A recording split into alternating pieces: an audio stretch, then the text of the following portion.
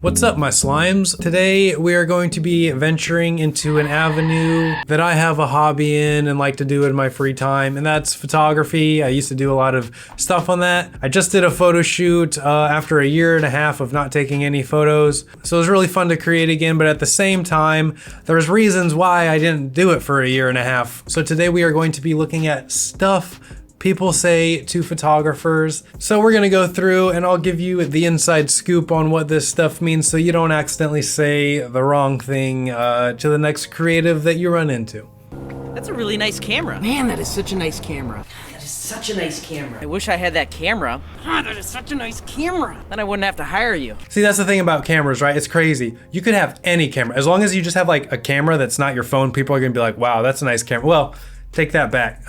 Maybe not those really old things that my mom uses to take photos. Those, maybe not those. But if you have like a DSLR or mirrorless or like even an antique photo, that's the thing. Even if you have some really, really old film camera, people are gonna be like, wow, that's a nice camera. The problem is when people start saying that's why the photos look nice, that's when we start running into that territory of like, okay. And also you heard the whole like, oh, if I had a camera like that, I could be a photographer. But hopefully that'll come up later. We'll get into that more later. Well, you need to try Picnic. I actually don't know about Picnic, but I do remember everyone's crazed with Pixar and Visco. People love Visco. All your hipster girls, Visco girls. I mean, yeah, it's like nice that it's free and all this stuff. But man, everyone just like jumps on that and are professional editors then. I like that look you do where you make everything bokeh-y. Bokeh. Bokeh-y? Bokeh-y. Bokeh. I mean, hey, that's a good point, right? I say bokeh, but I've heard people say really weird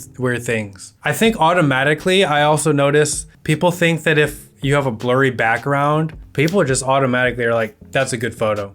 That's expensive. So just because there's bokeh doesn't always mean it's gonna be a great photo. I mean, look at portrait mode on like your iPhones or whatever, you know, like sometimes you can be like, oh, that looks so good because everything's blurry. But then sometimes it can just kind of look like shit.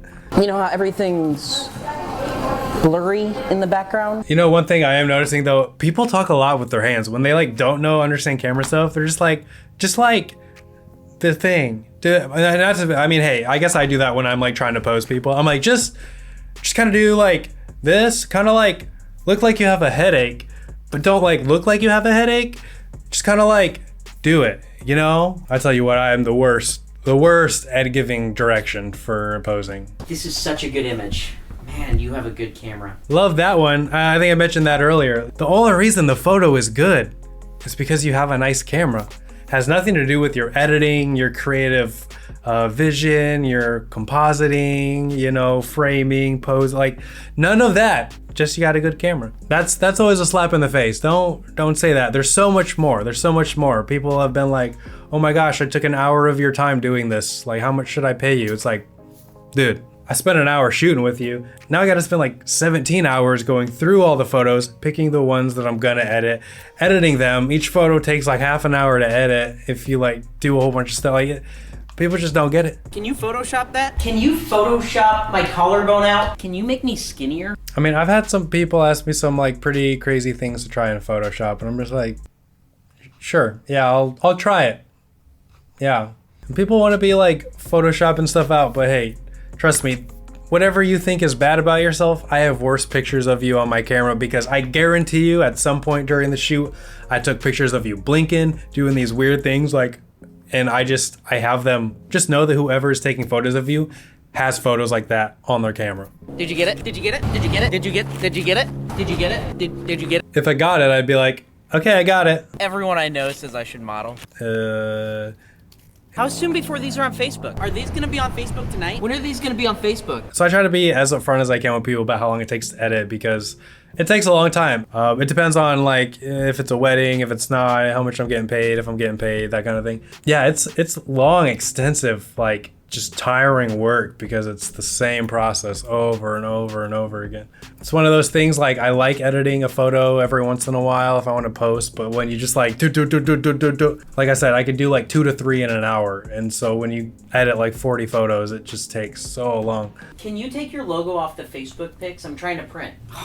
Profile pic. Can I get all the photos that you took? No, you don't even have to edit them. I'll do it in Picnic. I think it's difficult. Okay, so some of these things we've seen about the logos and all the photos, so it's kind of hard because I've had people ask me for just like all my unedited pics because they want to edit them themselves, things like that. I think there's like this really fine line there because on one hand, like you don't want to give people your raw images because if they put them out, either the raw images or they edit them themselves, well, it's not completely your work. You might not put that out like that, you know what I mean?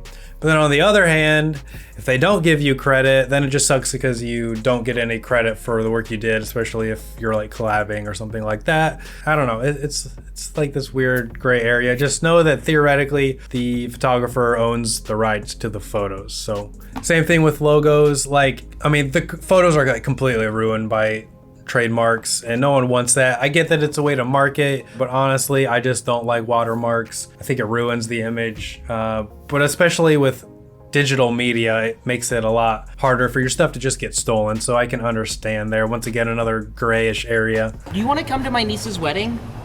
I mean, not paid, but you could bring your camera. You take my photos for free and I promise I will bring you so much business. It'll be great for your portfolio. That's probably the biggest triggering thing. Like people trying to get stuff for free from you, people thinking that just because they're a friend, they get stuff for free, or yeah, just people in general wanting free stuff because it'll be great for your portfolio. Exposure doesn't pay my bills.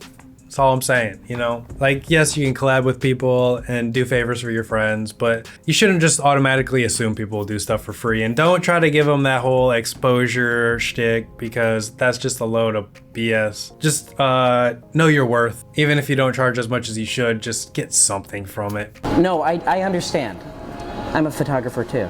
I've been told I have a creative eye. Check out this photo of my dog. Yeah, everyone's a photographer these days. Between like the cameras on phones now and like I said earlier, like VSCO and possibly like the Lightroom app and Instagram editing, like and all that, like everyone's a photographer. Everyone is a photographer. Everyone says they can do it. So yeah, I guess that was just a crash course on what people say to photographers. If you are also a photographer, you understand a lot of this. If not, a lot of this probably went over your head, but thanks for watching anyway. And maybe you learned what not to say. Pretty much everything they say you should probably just try to avoid saying, but it's pretty common. So we won't look at you differently. At least we won't say anything to you about it. We'll just think about it on the inside. So with that, that's all I have, and I will see you guys next time.